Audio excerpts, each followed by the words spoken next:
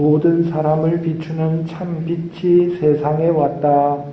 그분께서 세상에 계셨고 세상이 그분을 통하여 생겨났지만 세상은 그분을 알아보지 못하였다.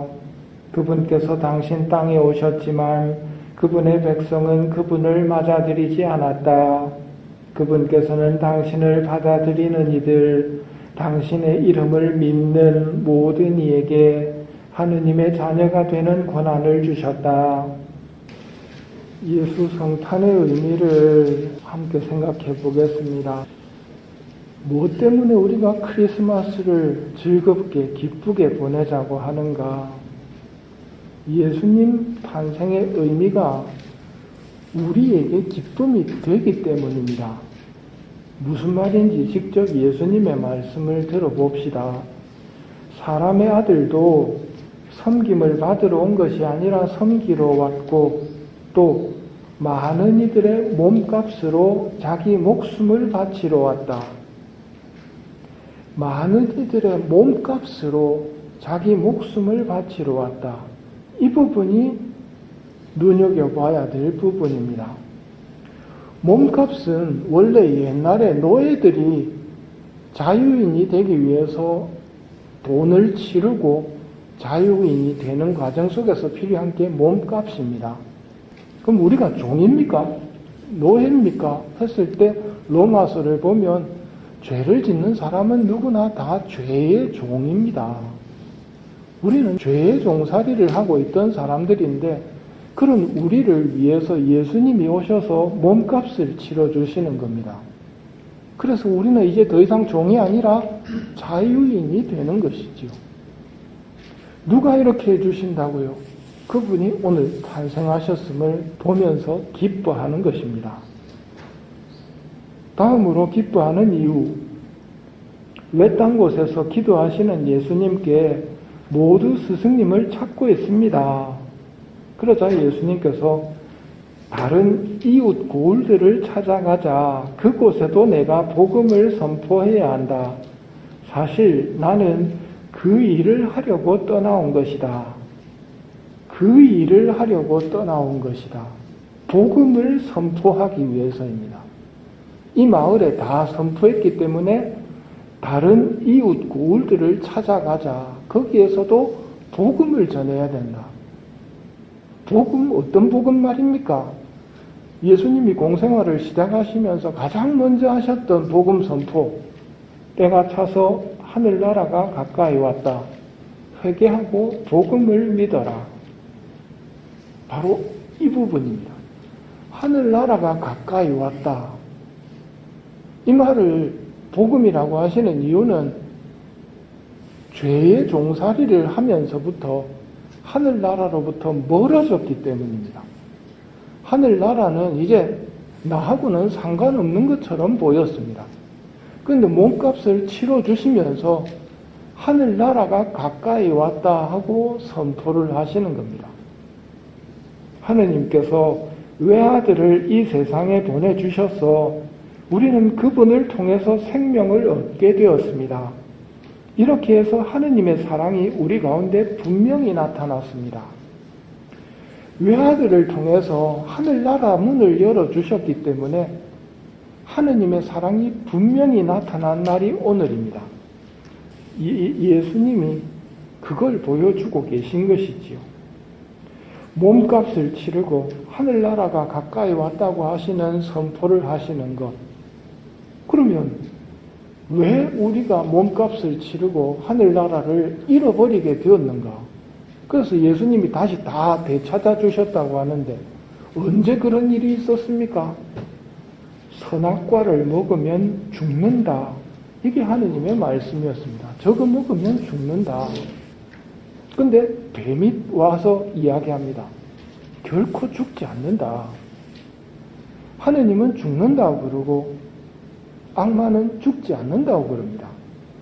하느님이 저거 먹으면 죽는다고 하면서 못 먹게 하신 이유는 저거 네가 먹으면 하느님처럼 될까봐 못 먹게 하신 거야. 부부간에도 한번 생각해 보십시오. 누군가 사기꾼이 와가지고 내 배우자를 홀리고 있습니다.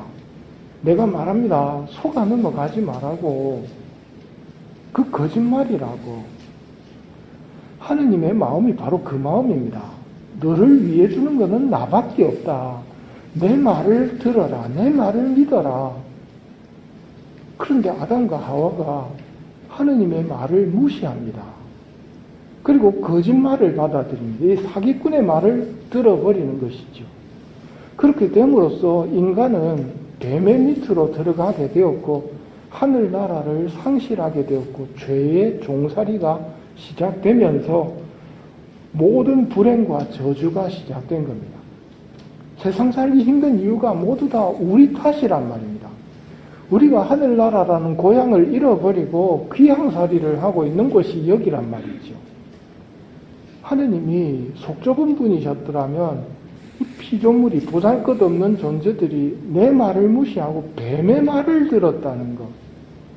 쓰레기통에 집어넣었으면 속이 시원하겠지만 하느님의 선하심이 거기에서 드러납니다. 하느님은 정말 선하십니다. 그런 인간을 쓰레기통에 버리지 않으십니다. 하느님께서는 세상을 너무나 사랑하신 나머지 외아들을 내주시어 그를 믿는 사람은 누구나 멸망하지 않고 영원한 생명을 얻게 하셨다. 외아드님이 뭘 말씀하고 계신 겁니까? 하느님의 선하심을 말씀하시는 겁니다. 외아드님이 뭘 말씀하십니까? 다시 우리의 몸값을 지불하고 하늘나라가 가까이 왔다고 선포하시면서 하늘나라 문을 열어주도록 하신다는 말입니다. 그 선물을 다시 가져다 주신 분의 탄생을 우리는 기뻐하는 것이지요. 또 한 가지 예수님이 우리에게 주신 큰 선물, 다시 하느님을 아버지라 부를 수 있도록 해주셨다는 겁니다. 단계적 예비자 교리반에 들어오신 분들은 아시겠지만 처음부터 성당 다니겠다고 한다고 하느님을 아버지라 부르도록 안 합니다. 우리도 아무나 보고 아버지라고 안 합니다. 하느님을 아버지라고 할 수 있으려면 하느님의 자녀라는 것을 깨달아야 됩니다. 자녀로서의 고난을 우리는 잃어버리고 종이 되었었단 말입니다. 뱀의 말을 들었단 말입니다. 그런데도 불구하고 다시 몸값을 치르고 죄값을 치르도록 미사 때마다 듣는 말이죠. 죄를 사하여 주려고 너희와 많은 일을 위하여 흘릴 피다. 그게 뭘 말합니까? 다시 회복되고 복권된다는 말입니다. 복권 사면이 되면서 다시 하느님을 아버지라 부를 수 있게 된 것이지요. 그분께서는 당신을 받아들이는 이들, 당신의 이름을 믿는 모든 이에게 하느님의 자녀가 되는 권한을 주셨다는 오늘 복음이 그걸 말합니다. 다시 권한을 주셨는데도 불구하고 하느님을 믿지 않는 세상입니다. 너무나 많은 사람들이 하느님이 하시는 일이 어리석다고 이야기를 합니다. 얼핏 어리석어 보입니다. 99마리의 양을 두고 한 마리 잃어버린 양을 찾아 나서는 분이 착한 목자 예수님이거든요. 나는 안 그럴랍니다 하고 이야기할 수 있겠지만 그거는 네 말이고 하느님은 한 마리를 찾아 나서십니다. 그리고 찾았을 때 함께 기뻐해 주십시오. 잃었던 제 양을 찾았습니다. 하시는 하느님, 하시는 착한 목자 예수님. 그 한 마리 양이 바로 뱀의 말을 믿었던 우리 인류란 말입니다. 인간을 사랑하셔서 인간을 그렇게 찾아 나서시는 분, 그분이 하느님이라는 것이지요. 그 하느님을 아버지라고 부릅니다.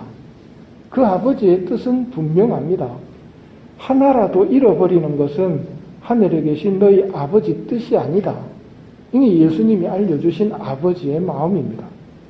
한 명도 잃어버리지 않는 것, 한 명도 지옥으로 떨어지지 않는 것, 그게 아버지의 마음이기 때문에 그 양들의 죄값을, 몸값을 당신 아드님이 치르도록 외아들을 내주신 날이 오늘이라는 말입니다.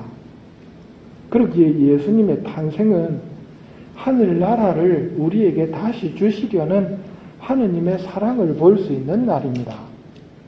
그러나 받아들이는 이들도 있고 받아들이지 않는 이들도 있습니다.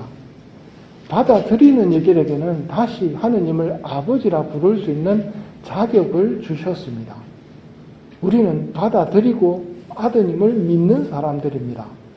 그렇다면 이번 성탄 시기 동안 구유에 누워 계신 예수님을 보면서 하느님의 사랑을 잘 새겨 놓아야 됩니다. 나를 사랑하신다는 것을 믿어야 합니다.